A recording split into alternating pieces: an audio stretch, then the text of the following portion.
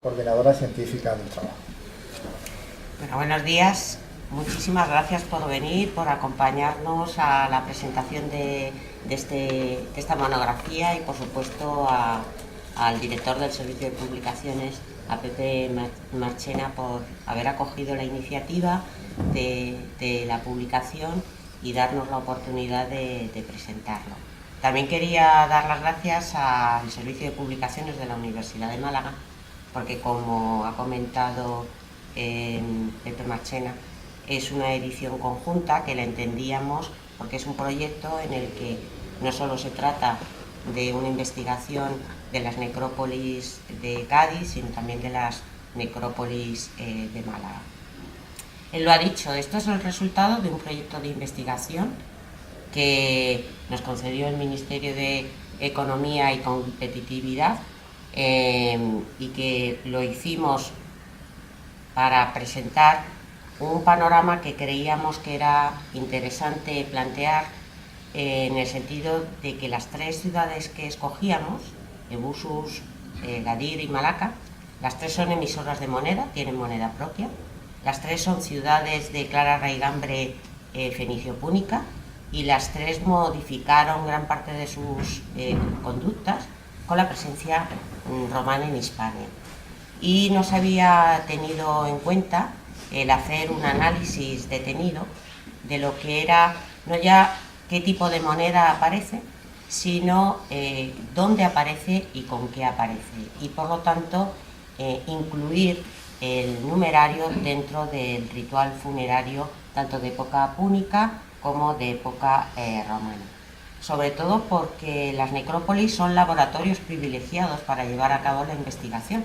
Nos vamos a encontrar, salvo que hayan sido saqueadas las tumbas, exactamente los ajuares o las piezas que forman parte del ajuar en el mismo lugar donde los familiares que depositaron a su ser querido en la tumba quisieron colocar cada una de las piezas. Y, por lo tanto, en este sentido queríamos saber cuál era no solo el uso que tenía la moneda en el mundo funerario, sino también el significado por el hecho de estar en una determinada parte del cadáver o de la tumba. Yo remarcaría lo que nos hemos enriquecido en este proyecto al haber trabajado tanto interdisciplinarmente como interinstitucionalmente. Eran tres necrópolis a analizar, Cádiz, Málaga y Ibiza, y para ello contamos, en el caso de Málaga, con un especialista en numismática, el catedrático Bartolomé Mora, y con Ana Arancibia, que es una arqueóloga que en esos momentos estaba trabajando en la Delegación de Cultura de la Junta de Andalucía y que al mismo tiempo formaba parte de una empresa de arqueología de la ciudad de Málaga y había excavado, había tenido numerosas intervenciones en la ciudad, y entre algunas de ellas se encontraba precisamente el haber excavado algunas de las necrópolis. En el caso de Ibiza nos pasó lo mismo. Considerábamos que debíamos de contar tanto con la persona especializada en lo que es el numerario de esta isla, que en concreto es Marta Campo, conservadora jefe del Gabinete Numismático de Cataluña, y que precisamente su tesis doctoral fue sobre la moneda de Elbursus. Y como la mayoría de las piezas encontradas en la necrópolis de Puigdemolins está depositado en el Museo de Arqueología de Ibiza y Formentera, tres personas, el director, el conservador y una arqueóloga que trabaja allí, creíamos que debían de formar parte de este equipo. En el caso de Cádiz, tengo que agradecer públicamente toda la información que me han proporcionado los distintos arqueólogos que han excavado en la necrópolis de Cádiz, que han sido tremendamente generosos al darme información sobre hallazgos y sobre distintas fotografías de muchas de intervenciones de los años 80, de los años 90.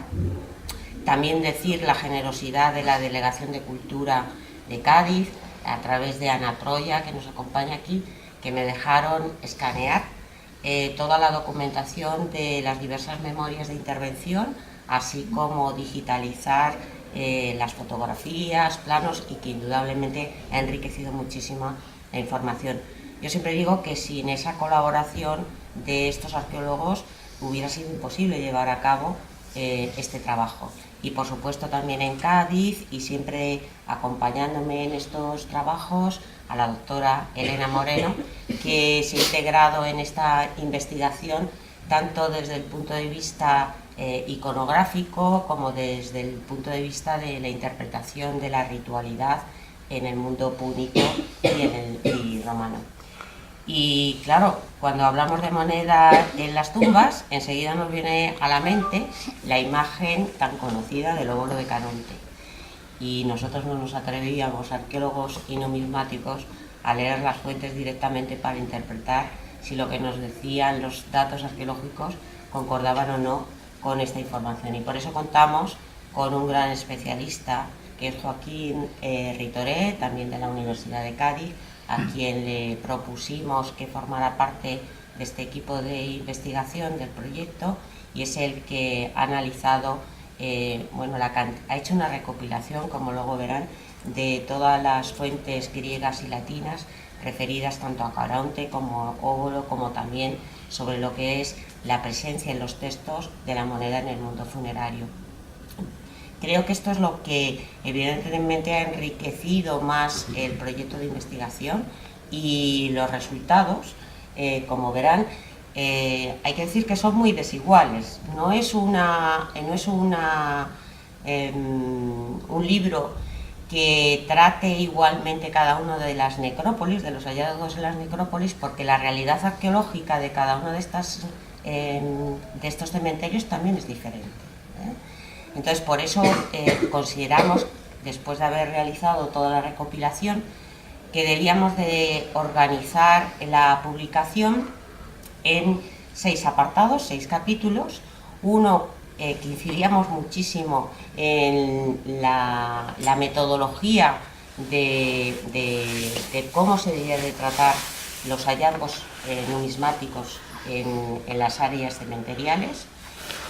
Hablar a fondo de cómo normalmente son intervenciones arqueológicas que afectan mucho a la metodología de la arqueología de gestión, y que en muchos casos esa arqueología de gestión no permite al arqueólogo tomar datos exactos por la premura del tiempo a dónde están colocadas exactamente no solo las monedas, sino cualquier otro objeto que aparece dentro de la tumba o en el exterior de la tumba.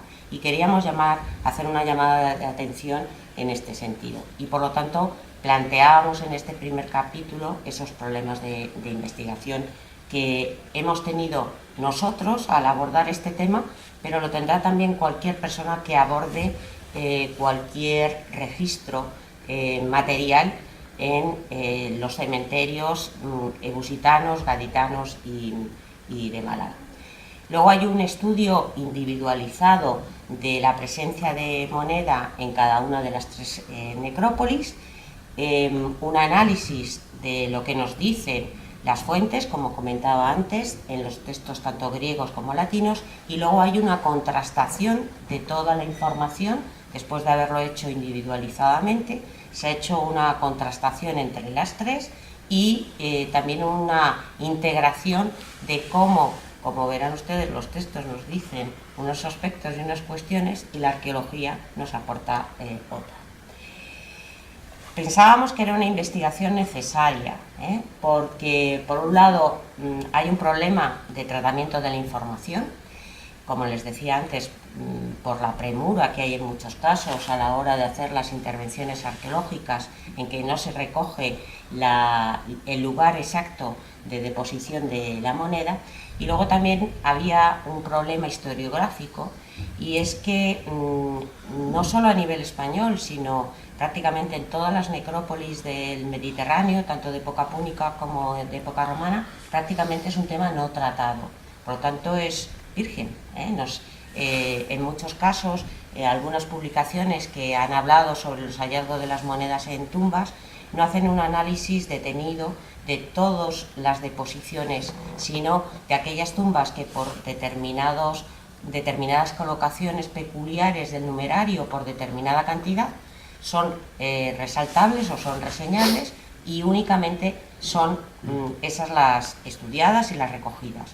Lo cual, cuando nosotros nos preguntábamos cuál es la incidencia de la presencia de la moneda, por ejemplo, en la necrópolis de Pompeya, o no lo sabemos porque no han sido sistematizadas y recogidas absolutamente toda esa información.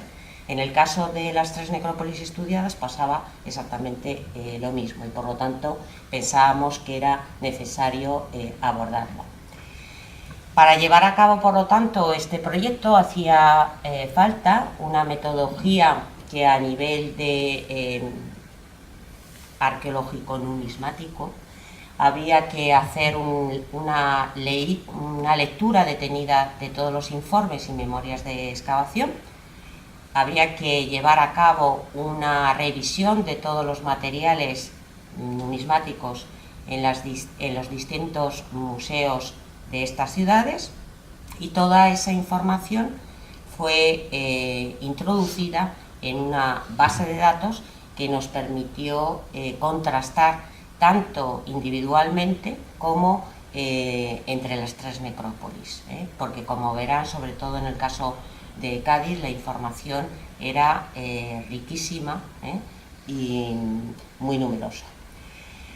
Como les decía, el panorama no es homogéneo, no es homogéneo, y se lo explico por qué, y les explico también por qué, aunque estemos presentando el libro en Cádiz, la editora científica sea de la Universidad de Cádiz, el proyecto de investigación coordinado por la Universidad de Cádiz, en el título del libro primero viene Ebusus. Entonces, ¿por qué viene primero Ebusus? Porque la investigación nos ha dicho que de las 3 necrópolis, en la primera que utiliza la moneda en el mundo funerario es precisamente la isla de Ibiza. En Puigdemolín se localizó varias monedas, como luego verán, en una tumba del siglo IV a.C., mientras que en el caso de Gadir es a partir del siglo III. Entonces, no nos parecía lógico que el propio título cometer el error de seguir poniendo primero Gadir, cuando sabíamos que de estas 3 necrópolis la primera que introduce la presencia del numerario en las tumbas es Puigdemolín, es Ebusus.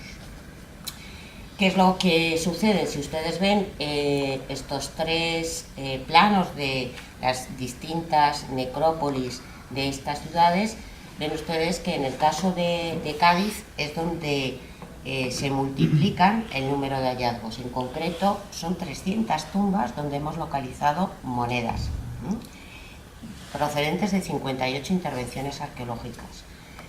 En el caso de Ibiza, el hecho de que sean hipogeos y que estos hipogeos se reutilizan a lo largo del tiempo, tanto en época púnica como época romana, ha impedido en muchas ocasiones identificar cada uno de los hallazgos monetarios en relación con un sepelio concreto. Y por eso, tan solo en aquellas sepulturas que están fuera de estos hipogeos y que son inhumaciones o cremaciones, en concreto 32, hemos podido tener con claridad la información de dónde estaba colocada directamente la moneda. Y en el caso de las necrópolis de Málaga, la arqueología urbana de esta ciudad no ha intervenido mayoritariamente en las necrópolis, es decir, conocemos bastante lo que es la ciudad de Málaga en época púnica y en época romana, pero en cambio el propio azar de la arqueología, llevado de las necesidades del urbanismo, ha hecho que no conozcamos realmente en amplitud estas necrópolis. De ahí que prácticamente, como ven ustedes, el número de enterramientos con moneda procedente de estas necrópolis se reducen a 5, nada más. En el caso de la necrópolis de Puigdemolín, como les decía, los hallazgos más numerosos se producen en los hipogeos, tanto en la cámara de acceso en el corredor, en la cámara, pero casi siempre son reutilizaciones, revueltos, en el que aparecen monedas junto con restos óseos y también con restos de partes de ajuares de un periodo muy dilatado en el tiempo. Sí que es verdad que por el tipo de numerario que aparece, tenemos que decir que la incidencia de la moneda en el mundo funerario lusitano es mayor en los siglos IV, III y II a.C. y va decreciendo a partir de ese momento, es decir, es mucho menor la incidencia de la moneda en época romana, frente a la gran presencia de numerario lusitano en los siglos IV y III antes de Cristo. Aquí tienen una síntesis de lo que son los hallazgos de numerario en Puig-del-Molins. Se ve claramente cómo el numerario local, el lusitano, es el más numeroso, con más de 195 ejemplares, pero sí que quiero llamarles la atención por la comparación con las otras necrópolis, que la moneda más antigua encontrada son dos fraccionarias ampuritanas que están fechadas a finales del siglo V a.C., principios del siglo IV, y junto con las fraccionarias ampuritanas, la otra presencia de numerario nuevusitano en estas tumbas es de moneda mauritana, lo cual nos da idea de que la isla de Ebusus pudo conocer la costumbre de depositar numerario en las tumbas, tanto por el conocimiento de esta costumbre de la mano de los griegos como de los cartagineses. Hay que decir que el resto del numerario foráneo es prácticamente ajeno, no aparece. Como ven ustedes, ya es un ejemplar, 2 ejemplares, pero esto coincide bastante bien con lo que es la circulación monetaria en toda la isla, lo cual nos está diciendo que realmente lo que se llevan a la tumba es el tipo de numerario que habitualmente usaban en esta zona. Fíjense la poca representatividad, como les decía antes, de la moneda romana de época imperial, que nos da idea de ese decrecimiento, como les decía, de la costumbre de depositar una moneda con el difunto en este momento. Hay que decir que la moneda en la necrópolis de Puig-del-Molins casi nunca aparece sola y casi nunca aparece con un único ejemplar, en los casos, como comentaba antes, en que tenemos clara esa información de esos 32 sepelios en los que son inhumaciones y cremaciones que no han sido ni reutilizadas ni removidas. Casi siempre se colocan 2 o 3 piezas y casi nunca aparecen solas, casi siempre aparecen acompañando de otros materiales y formando parte tanto del ajuar personal como del ajuar de acompañamiento. Algún hallazgo significativo que les puedo comentar es que la presencia de moneda, por ejemplo en la necrópolis de Puig-del-Molins, es mayor en las inhumaciones infantiles que en las de adultos, algo que en el caso, por ejemplo, gaditano, es justamente al contrario. Y en esas inhumaciones infantiles de Puig-del-Molins, las monedas que aparecen, que son las que tienen ustedes ahí, son piezas foráneas, son esas emisiones de Emporion, esas emisiones de cartaginesas, que aparecen además perforadas, ¿no? Y por lo tanto con esa idea de amuleto, de protección. No aparece ninguna moneda lusitana perforada. A veces aparecen monedas que conservan restos de tejido, como tienen en la imagen inferior, y que por lo tanto debían de estar formando parte, y ahí si el registro arqueológico no se ha tomado convenientemente, nos priva de una información valiosísima para ver si realmente estas monedas se colocaban dentro de un saquito, y de ahí los restos de este tejido, o si se colocaban en relación con el ritual de enterramiento del del cadáver y que fuera, por ejemplo, en un sudario y que esos restos de tejido estuvieran en relación precisamente con esa forma de enterramiento.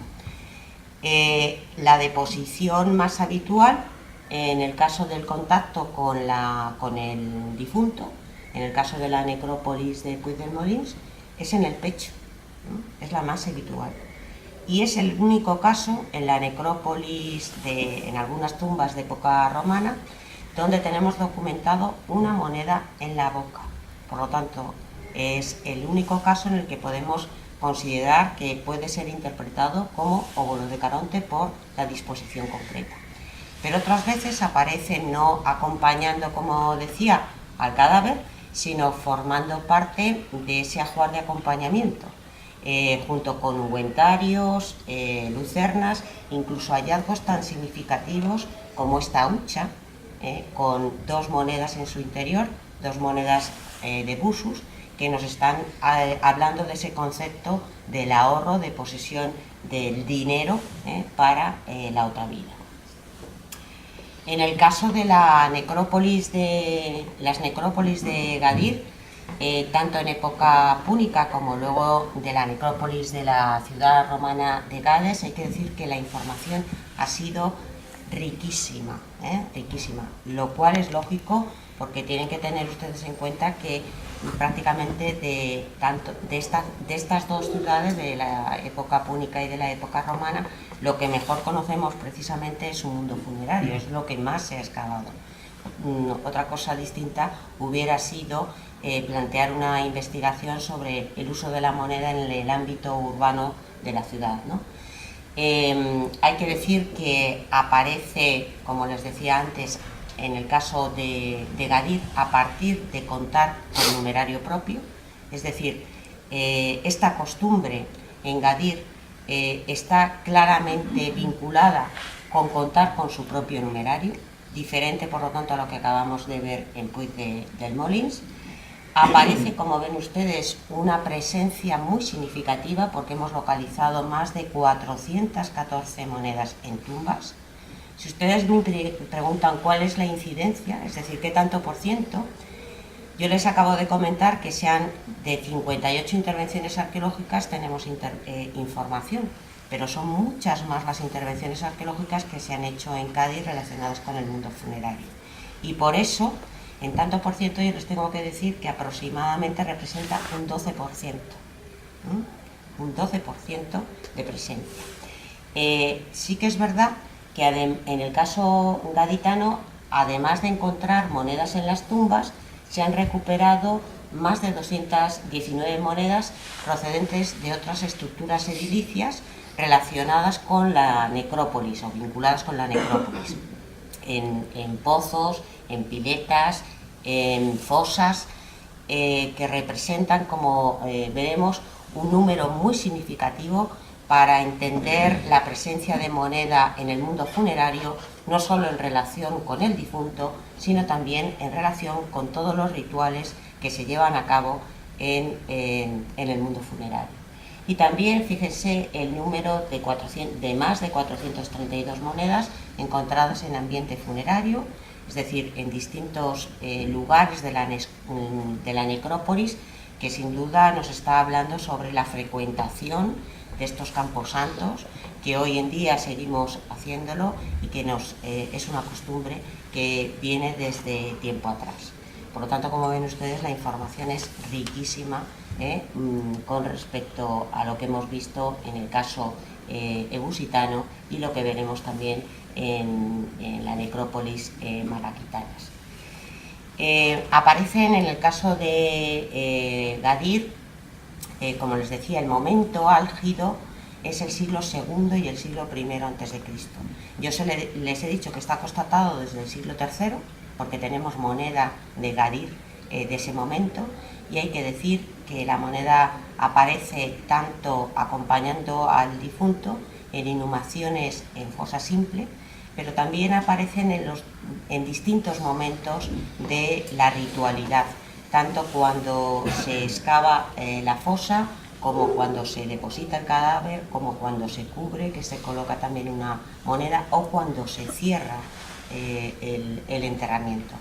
Por lo tanto, una riqueza de ritualidad que no solo por la moneda, sino porque nos habla de muchos aspectos que en el mundo funerario de época púnica eran prácticamente desconocidos, y en este caso la moneda ha llamado la atención. Les decía que en cambio a partir de mediados del siglo I después de Cristo, la presencia de numerario en las tumbas decrece, pero también es verdad que eso está en sintonía con lo que conocemos de la propia vida de la ciudad de Gades. Pero sí que queremos llamar la atención con que es una costumbre que no desaparece, porque tenemos constatadas piezas del siglo II, del siglo III y del siglo IV después de Cristo. Por lo tanto, en menor número, pero también cuando podamos contrastar esta información con la información de lo que conozcamos a nivel urbano, podrá dar claro reflejo de lo que es la realidad de la sociedad de Gades en los distintos momentos. Aparece en un primer momento en inhumaciones, pero en época romana son más numerosos los hallazgos de numerario en las cremaciones, más en las cremaciones primarias que en las cremaciones secundarias, y muy esporádicamente los sepulcros colectivos. Aparece muy esporádicamente una moneda, normalmente aparecen 2 o 3 piezas. Solo numerario es muy puntual, normalmente aparece acompañado de otro tipo de materiales, de otras piezas del ajuar. Y como ven ustedes, el tipo de moneda que aparece es mayoritariamente la moneda propia. La foránea es tan puntual que no podemos decir que forme parte no ya de lo que es la circulación monetaria de la propia ciudad, sino que no acompaña al difunto, porque como ven ustedes casi todas están representadas con 1 o 2 ejemplares, ¿no? Es también significativo la perduración del numerario de Gadir, emitido en el siglo II y I, que acompañan a monedas de época imperial hasta época de Claudio, incluso posteriores, lo cual nos da idea también de que es un tipo de numerario que, aunque se deje de fabricar, entre la población sigue siendo usado por la raigambre y la vinculación que tienen con este tipo de piezas. En el caso de la moneda de Málaga, como les decía, es muy poca la información, solo son 5 enterramientos los que tenemos constatado presencia de moneda, y solo han dado 12 piezas. Y por lo tanto tenemos que estar con mucho cuidado sobre realmente interpretar estos datos como de forma general para las propias necrópolis malaquitanas. De momento lo único que podemos decir es que parece que en época tardopúnica no se usó el numerario para acompañar al difunto, porque las monedas que nos aparecen en enterramientos son a partir del siglo I a.C., es numerario propio, es numerario local, y lo tenemos también constatado, aunque de forma muy puntual, en época imperial y también hasta el siglo IV después de Cristo. Y ocurre exactamente lo mismo que en los casos ebusitanos y gaditanos. La moneda no aparece sola, normalmente aparece acompañando al difunto. Y hay que decir un dato que también nos ha parecido tremendamente significativo sobre la deposición en distintas partes del cuerpo del cadáver. Yo les decía antes que en el caso de Buxus se daba fundamentalmente en el pecho, en el caso gaditano también, y en el caso de Málaga, pero en cambio en el caso gaditano comparte esta posición con la presencia de monedas en la mano y en los pies, lo cual, como veremos, está muy en relación con determinados significados No, aparece en época púnica y que continúa en época romana. Y en época romana, en la necrópolis de Gades y en la necrópolis de Málaga, nos aparece una posición que no tenemos constatada en las otras épocas, que es la deposición o la ubicación de la moneda en la pelvis. Por lo tanto, como vemos, un significado muy distinto en cada una de las necrópolis, pero como síntesis yo diría que no hay una norma fija de colocación de la moneda, ni en las inhumaciones ni en las cremaciones. En las cremaciones hay veces que aparecen directamente en contacto con las cenizas del difunto, otras veces aparecen en el interior de las urnas, otras veces fuera. Unas veces aparecen quemadas y por lo tanto nos está hablando de que se incinera a la moneda conjuntamente con el difunto, con el cadáver. Aparecen asociadas a determinadas piezas del ajuar funerario, lo cual nos lleva a esa pregunta que nos hacíamos sobre el significado de la moneda en el mundo funerario, que tenemos que decir que tiene un valor polisémico, variable, muy rico, y que desde luego no lo podemos seguir mirando únicamente a través de ese ritual que para todos nos es tan conocido como es el óbolo de Caronte. Y sobre el óbolo de Caronte y su presencia en los textos griegos y latinos nos va a hablar otro miembro del equipo de investigación. Muchas gracias, buenos días. Bueno, mi presencia aquí es como el filólogo, digamos, de gabinete, por así decirlo, ¿no? Bien, yo primero quiero reafirmar y reiterar todas las gracias, todos los agradecimientos al Servicio de Publicaciones por el apoyo que hemos tenido y tal. Y yo personalmente, sobre todo, quiero darle las gracias a Alicia, ¿no? Porque es la que me ha permitido, con la idea que me proporcionó, con la propuesta que me hizo, hace ya 4 años, creo, 4 años, pues la posibilidad de hacer un trabajo verdaderamente interdisciplinar. ¿Por qué quiero decir verdaderamente? Porque muchas veces entendemos por interdisciplinar que el filólogo hace una cosa, el historiador hace otra y el arqueólogo hace otra, pero cada uno después permanece encerrado en su compartimento estanco, y esto no es así, sino que ha sido para mí una experiencia personal interesantísima, porque hemos tenido constantes reuniones de trabajo, aunque algunas en lugares maravillosos, no solamente en Cádiz, que lo conozco, que lo digo en otros sitios, en las distintas necrópolis, y entonces hemos tenido que hacer un trabajo real de contrastar información de arqueología y de texto, y ha sido absolutamente enriquecedor. Entonces yo, gracias a ella, pues he tenido la posibilidad de conocer lo que es un verdadero trabajo interdisciplinar, y eso lo quiero poner pues de manifiesto, ¿no? Claro, ella al principio me estuvo hablando de lo que significa la etiqueta de óbolo de Caronte en la arqueología, que es una etiqueta en muchos aspectos muy superada, muy criticada, que ha sido sustituida pues por la tasa de Caronte. Hay algún investigador que ha propuesto directamente desterrarlo de los estudios de arqueología. Después ha habido rebrotes conservadores diciéndolo, bueno, a veces sí puede ser óbolo de Caronte. Y entonces yo, ¿con qué enfoque me planteé el estudio de los textos? Me lo planteé de la siguiente manera. Generalmente se dice, los datos que dan las necrópolis son muy variados, muy diversos, en su forma, en su plasmación y en su interpretación. Sin embargo, el testimonio de los textos es prácticamente unánime. Un ejemplo representativo, el texto este de Luciano, que como creo que no se ve, ¿verdad? A partir de la segunda fila creo que no se ve, ¿no? Pues entonces yo os lo voy a leer. Es un texto que podemos considerar representativo de lo que se entiende por el óbolo de Caronte desde el punto de vista de la filología, ¿no? De los textos, ¿no?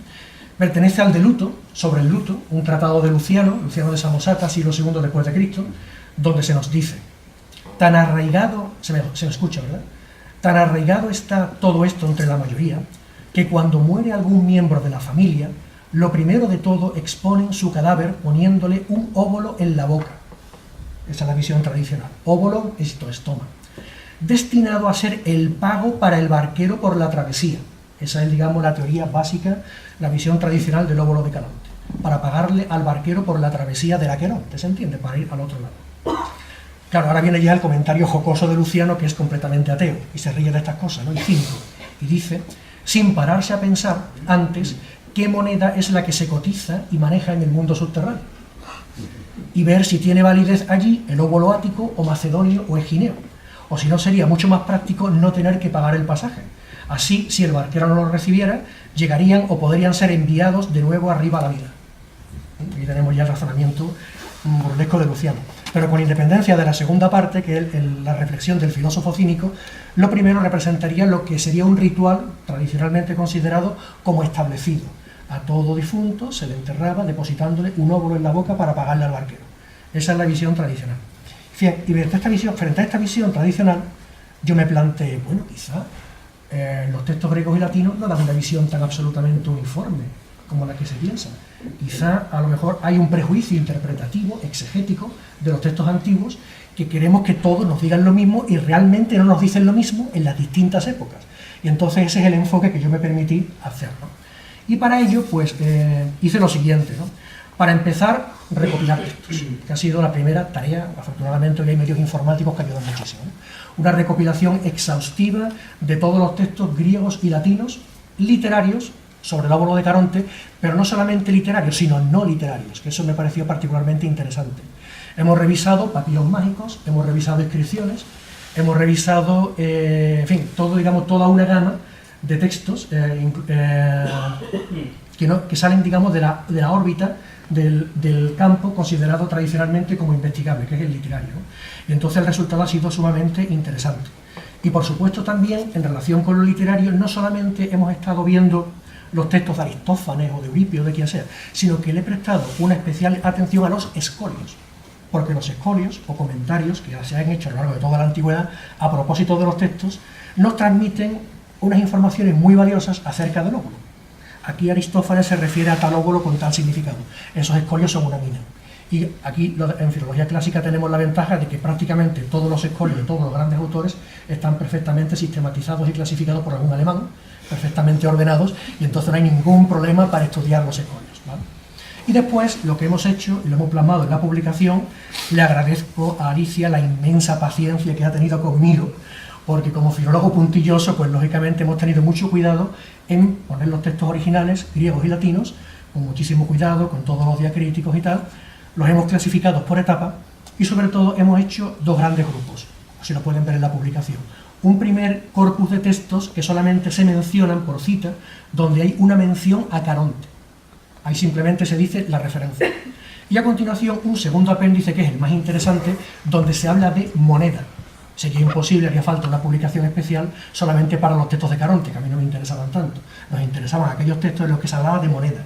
Incluso algunos textos sobre moneda, pocos, la verdad, en los que no se habla de Caronte, ¿vale? Y esos sí están puestos en la publicación, en su versión griega, en su versión latina, original, y también en una traducción, ¿vale? Con lo cual, con independencia de lo que nosotros hayamos podido ver, el interés de esta publicación es que es un material que puede utilizar cualquier investigador en el futuro y puede ver otras cosas completamente diferentes al respecto, ¿no? Bien, y aunque no me quiera enrollar mucho, tampoco quiera extenderme demasiado, pero por lo menos quiero transmitirles un poco la visión general que yo he sacado al revisar todo este material filológico, todo este material textual. Y no es muy diferente de lo que se ha visto en el estudio de las necrópolis, que es que aparentemente el ropaje siempre es el mismo, siempre tenemos a un señor que es el barquero que hay que pagarle, pero cuando uno estudia con profundidad los textos se da cuenta de que son ropajes que pueden incluir creencias muy diferentes. No es lo mismo un texto sobre Caronte o sobre el óvulo de la época helenística, en manos de un erudito, que un texto sobre Caronte del siglo III o del II después de Cristo, donde hay unas connotaciones mágicas de talismán, de amuleto y de viático que no tienen absolutamente nada que ver. Y eso es muy interesante, porque al hacer un estudio de los textos en su género, en su contexto histórico, e incluso a veces en su propia literalidad filológica, porque me he encontrado algún texto, así de memoria cito uno, de las Argonáuticas Órficas, que es un texto del siglo IV después de Cristo, que era un testimonio contrastado del óvulo de Caronte. Y aquello a mí no me cuadraba de ninguna manera, y cuando uno se va al aparato crítico descubre que es una corrección de principios del siglo XX que todas las distintas ediciones de las Argonáuticas Órficas han admitido. Y cuando uno se va al texto original, transmitido por los manuscritos, no hay ni óvulo, ni hay Caronte, ni hay nada por el estilo. O sea, quiero decir que la propia filología ha hecho una interpretación, una exégesis forzada, que se vale del mismo tópico que se han valido muchas veces los estudios de la arqueología. Bien. Solamente comentarles algún ejemplito que me ha parecido así representativo, no pretendo aburrirles ni con demasiada filología ni nada. Por ejemplo, este texto pasa por ser uno de los, quizás el testimonio más antiguo sobre el óvulo de Caronte, que es un texto que pertenece a las ranas de un comediógrafo griego del siglo V que es Aristófanes. Decirle, por si no lo sabían, que Caronte es un invento del siglo V. Es decir, que Caronte no se menciona en Homero. Aunque muchas veces la visión que tenemos de la mitología griega es plana, como si los mitos siempre hubieran sido lo mismo de Homero en adelante, no. Caronte es un tema muy bien estudiado por el profesor Díaz de Velasco, es un marino ateniense del siglo V, que se convierte en un psicopompo, o sea, una figura que te ayuda a pasar al otro lado, como te ayuda Hermes y como te ayudan otros personajes como el sueño, como la muerte, Hipnos, Thanatos. Pues un personaje que se inventa en el siglo V. Y los primeros testimonios epigráficos, literarios e iconográficos son del siglo V. Teóricamente, sobre el óvulo este es el primero. Esto pertenece a las ranas de Aristófanes. El argumento de la rana es muy divertido. La tragedia ha caído en una absoluta corrupción y entonces Dioniso, que aparece como un personaje más, decide ir al Hades para traer de nuevo a la vida a Eurípides, para que ayude a recuperar el nivel literario que había antes. Se ha muerto Eurípides, ya no hay nada que hacer. Entonces le pide ayuda a Heracles, porque era por todo el mundo conocido que Heracles había ido al Hades ya previamente para llevarse a Cérbero en su 10º trabajo. ¿Décimo que era? Un 10º. Bueno, es igual. El caso es que le dice Heracles: la navegación es larga, llegarás a una enorme laguna sin fondo. Y le dice Dioniso: ¿y cómo la voy a atravesar? Y le dice Heracles: en una pequeña barquita te atravesará un viejo marinero por el precio de 2 óbolos, no uno, dos óbolos. Y le dice Dioniso: ¡ay! ¿Cuánto pueden en todas partes los 2 óbolos? Jos megadinas son pantajú todío óbolo, los 2 óbolos. Los 2 óbolos, que es una fórmula en dual en griego que hace referencia a un pago establecido. Cuando se emplea el dual en el griego de esta época, es algo que todo el mundo sabe que son 2 por antonomasia, si no, no se emplearía el dual. Y dice Dioniso: ¿cómo llegaron allí? Y dice Heracles: Teseo los llevó. Bueno, esto ha sido interpretado tradicionalmente, pues como que aquí tenemos ya el testimonio, en un texto clásico del siglo V, segunda mitad, de que había una práctica funeraria real de enterrar a la gente con el óvulo. Ha habido mucha especulación acerca de por qué 2. Bueno, explicaciones increíbles. La inflación, que había subido el precio, o que al fin y al cabo, digamos, el autor, como sabe que Dioniso va y vuelve, hace falta 2 óvulos, uno para la ida y otro para la vuelta. En fin, explicaciones alucinantes. Claro, pues por ejemplo, este texto pues yo me pongo a pensar, que es lo que me ha hecho a mí divertirme realmente con este trabajo, porque resulta que tenemos muchas fuentes del siglo V que hablan constantemente de Caronte, por ejemplo Eurípides. Tenemos muchísimas imágenes, sobre todo en lécitos de fondo blanco, de Caronte como una práctica real funeraria. Ni en ningún texto y en ninguna representación iconográfica aparece ningún óvulo, ni ninguna referencia al óvulo. Si fuera una práctica tan real y tan consagrada, pues alguna mención habría, o habría aparecido en alguna tumba de la época clásica, que hay testimonios arqueológicos importantes, con algún óvulo, cosa que no ocurre. Bien, pues resulta que cuando te pones a reflexionar, resulta que aquí lo que tenemos, en mi opinión, es una broma de Aristófanes. Sencillamente, lo de los 2 óvulos, ha habido una discusión acerca si se refiere a la diobelia, famosa institución de la época, o quizá a los 2 óvulos que el Estado le pagaba a los pobres para acceder gratis al teatro, que es lo más probable. No teórica. Bien, entonces sencillamente aquí lo que tenemos es una burla de un conservador llamado Aristófanes diciendo que también tenemos subvención en el más allá.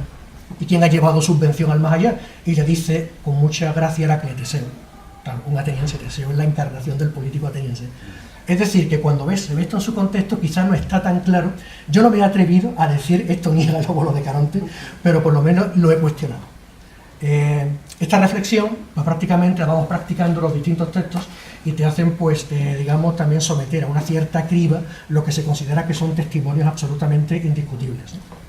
Según eso, pues, podemos decir que, en mi opinión, cuando se revisan los textos, cuando ya tenemos de verdad, desde el punto de vista literario, absolutamente claro, atestiguado el ritual del óvulo de Caronte, o sea, enterrar a las personas con un óvulo para el pago, es sobre todo a partir de la época helenística. Quizá el testimonio más antiguo es este, es un epigrama del siglo III a.C., de Leónidas de Tarento, de la Antología Palatina, uno entre muchos, pero he puesto el más antiguo, donde ya el óvulo aparece como una realidad establecida. Concretamente en este tipo de epigramas ya que están relacionados con el cínico Diógenes, famoso Diógenes del Perro, el fundador del cinismo, el óvulo aparece como un símbolo de que el del sabio. El sabio es el que se va al otro lado solamente con el óvulo para pagarse la travesía. O sea, un símbolo del desprendimiento y el desapego de los bienes materiales por parte del filósofo.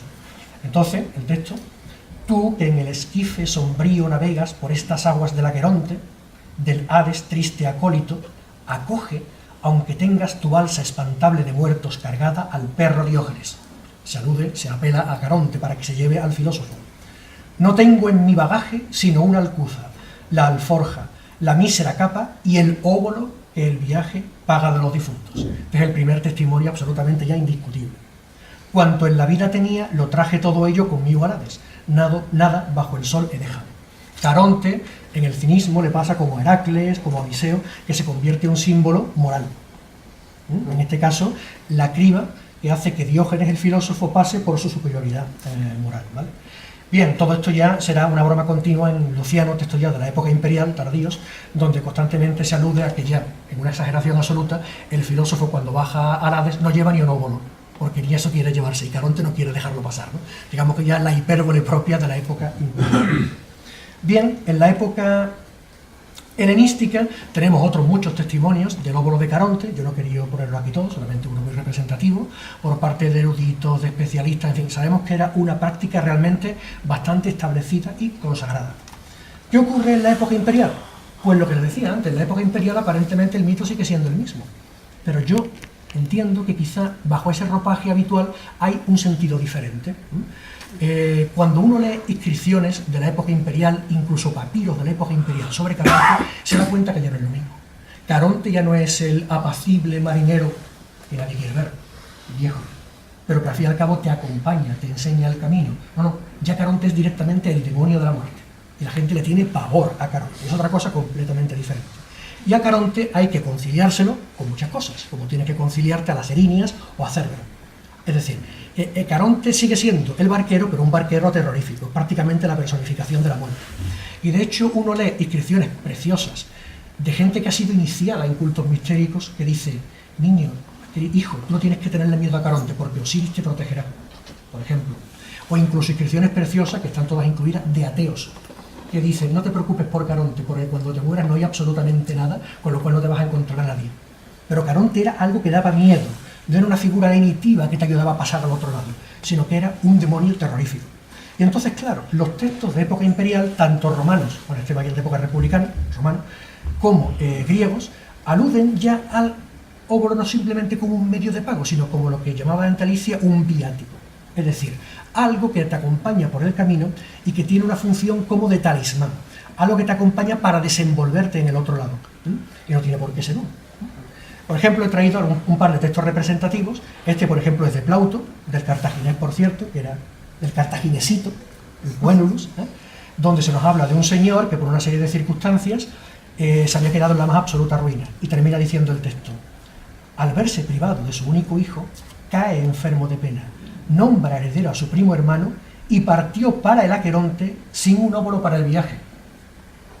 Fíjense la traducción es mía, sin un óbolo para el viaje. En latín se dice ipse habit ad Aqueruntem sine viatico. Aquí no se habla de óbolo, aquí se habla de viático. Las traducciones también son traducciones interpretativas. Sencillamente se dice que no lleva ese bagaje que le va a servir para desenvolverse en el más allá. Bien, y dicho eso, pues un último texto que me parecía pues representante, bonito, representativo de esto que estamos diciendo, y ya termino, no quiero comentarles nada más. ¿Por qué lo traigo? Podría haber traído unos textos preciosos que se conservan muy extensos, muy bonitos, de la época imperial, de cualquier tratado de Luciano, de los diálogos de los muertos, del propio Apuleyo del Asno de Oro. Tienen muchísimo interés literario, pero me ha parecido más representativo del trabajo que hemos procurado hacer traer un texto que no se ve en ningún sitio, que es una escolia a Juvenal. Juvenal tiene un texto donde se nos dice de un señor que de pronto murió y el pobre no le dio tiempo ni de llevar un óbolo en el bolsillo para pagarle a Caronte. Pero me interesa el Escoriasta. El Escoriasta de Juvenal dice: todavía hoy entre los atenienses se les suele introducir a los muertos una moneda en la boca para que no vaguen por los infiernos como si estuvieran faltos de recursos. Es decir, aquí no se habla tanto de un pago al barquero como de una moneda que tienes que llevar para desenvolverte allá. Y lo curioso es que dice: de ahí lo del cobro del naunum por parte de Caronte. Una cosa más entre otras. Y dice, como dice Virgilio, y cita el libro sexto de la Eneida: toda esta que ves es una turba sin recursos y sin entierro. Arriba tenéis el texto en latín, ¿no? Toda esta que ves es una turba sin recursos y sin entierro. Es decir, que según este escoriasta, que repite que estamos hablando de Caronte, que estamos hablando del óbolo, su concepto del óbolo se parece más bien a la rama dorada, famosa, que aparece en el canto, en el libro sexto de la Eneida, a algo que te sirve como un talismán con un valor mágico con el que tú conjuras la fuerza destructiva y arrebatadora de las fuerzas infernales. ¿De acuerdo? ¿Qué quiero decir con esto?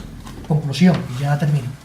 Efectivamente, el mito está constatado, desde mi punto de vista, con claridad, desde la época helenística, porque yo tengo muchas dudas de que el texto de Aristófanes se refiera a una práctica real de enterramiento con óvulos, desde mi punto de vista, y está corroborado por la arqueología, está corroborado por otros textos y por la iconografía, porque no se menciona en ningún sitio nada que se parezca a un óvulo, con claridad desde la época helenística. Y que cuando se leen los textos, cuando se lee la mitología, uno tiene que darse cuenta que más allá del ropaje del mito, lo que tenemos es una valencia, una interpretación, un sentido que va cambiando con el signo de los tiempos. De un pago que se le hace a un marinero que nace de la época clásica ateniense, que era simplemente el pago que se le hace a un barquero para atravesar un río, que en este caso el río infernal, a una especie como de talismán viático que te acompaña para poder desenvolverte con solvencia ante determinadas potencias infernales que se identifican con la muerte. Y ese es el caso de Caronte. Bien, en definitiva, pues toda esa polisemia, diversidad de significado, que los compañeros arqueólogos han visto en las tumbas, yo entiendo que también pueden verse en los textos. Claro, en el caso de los textos, el mito tiene que ser repetido en su literalidad, una y otra vez, pero es que hay que leer el subtexto, el contexto. Y si eres filólogo, además, hay que ver el aparato crítico, porque muchas veces está corregido por la cara, pero directamente. Y eso permite pues hacer revisiones, concretamente, ya termino, por pura curiosidad. Aquí tenemos nuestro compañero de griego, Manuel Sánchez de la Andaluza. Él tiene editadas las Argonáuticas órficas. Y me llevé la sorpresa cuando fui a ver su edición, que efectivamente él no había recogido la corrección a favor del óvulo que estaban todas las ediciones tradicionales, sino que había preferido mantener la lectura de los manuscritos. Evidentemente, creo que acertó plenamente por todas estas razones que os he dicho. En fin, para mí han sido 3 años preciosos en los que he disfrutado muchísimo y en los que he aprendido una barbaridad y espero que se repita. Así que muchas gracias, Alicia, y muchas gracias al Servicio de Publicación. Muchas gracias, profesor Litorey, a profesora Alicia. Bueno, yo no sé si lo